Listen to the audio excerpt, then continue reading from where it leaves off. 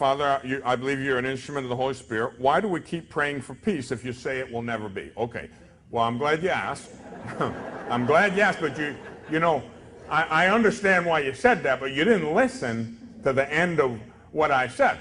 I said there will never be peace. If we continue to rely merely on human understanding and human ways, keep doing what we've been doing, in other words, there's not going to be peace. You're not going to have, let me just put it to you simple, in my own style.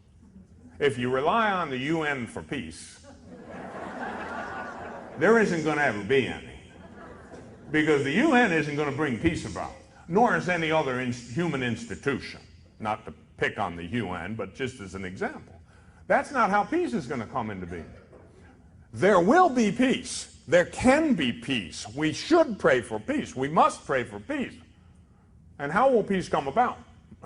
Precisely that way, through prayer, through spiritual means, and through spiritual understanding. So long as worldly-minded men run the world, there will never be peace. What has to happen is we, in our position as Catholics, having the fullness of Christianity, we're the frontline troops. We're the special forces of God. We have to pray unceasingly. We have to do penance. We have to offer up our sacrifices and our sufferings, our good works, to bring down grace on this tortured world. And when enough of us do that, intensely enough, there will be enough grace, and the minds and hearts of other men will be changed so they can then accept the grace of God. And then one person at a time it will change, and there will be peace. In the end, there will be peace. Okay, let me just make sure you understand that I believe that in the end, there will be peace. I mean, the last chapter of the book is we win.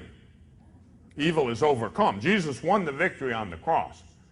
But the problem is between now and then. You know, he won it, we have to accept it. You know, we haven't fully accepted that yet. So the war runs its course. The spiritual war plays out. Why is God permitting this?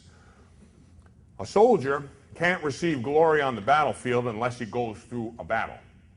Nobody ever got the Congressional Medal of Honor without having fought one heck of a battle. Why does God permit all that? He wants us to have the highest level of glory we can in heaven for all eternity. And so he lets us fight it out down in the mud pit.